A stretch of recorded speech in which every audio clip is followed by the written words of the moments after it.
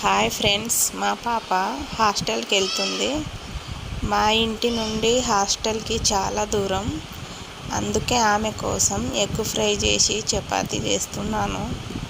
మధ్యలో ఆకలి అయితే తినేస్తుందని.